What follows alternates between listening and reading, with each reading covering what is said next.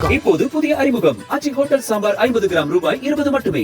தீபாவளினா பளிச்சுன்னு ஞாபகத்துக்கு வர்றது பட்டு, பட்டாசு, பலகாரம் நான் ஞாபகத்துக்கு வர்றது மந்த்ரா கடலை எண்ணெய். அபார ருசி, ஆரோக்கியமான உடல் நலம். தீபாவளி அன்னைக்கு மட்டும் இல்ல, என்னைக்குமே கிச்சன்ல இருக்க வேண்டியது மந்த்ரா கடலை எண்ணெய் தான்.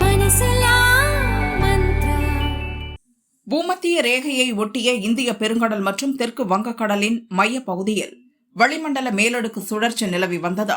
திங்களன்று மாலை காற்றழுத்த தாழ்வு பகுதியாக மாறியது.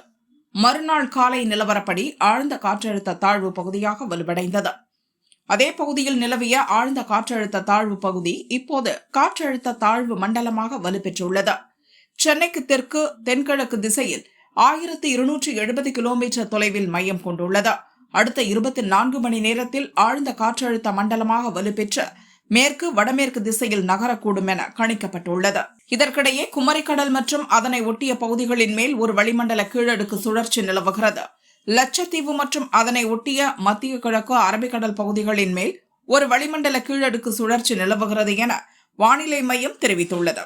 புயல் சின்னம் காரணமாக ஜனவரி 9ஆம் தேதி மயிலாடுதுறை, நாகப்பட்டினம், தஞ்சாவூர், திருவாரூர், புதுக்கோட்டை மாவட்டங்களுக்கு மிக கனமழை எச்சரிக்கை விடுக்கப்பட்டுள்ளது. வரும் 10, 11ஆம் தேதிகளிலும் தமிழகத்தில் கடலோர மற்றும் டெல்டா மாவட்டங்களில் கனமழை தொடர வாய்ப்புள்ளது. தமிழகத்தின் தென் மாவட்டங்களை ஒட்டிய கடலோர பகுதிகள், மன்னார் வளைகுடா, குமரிக்கடல் பகுதிகளில் வரும் 10 வரை பலத்த சூறாவளி காற்று வீசக்கூடும் என எச்சரிக்கப்பட்டுள்ளது.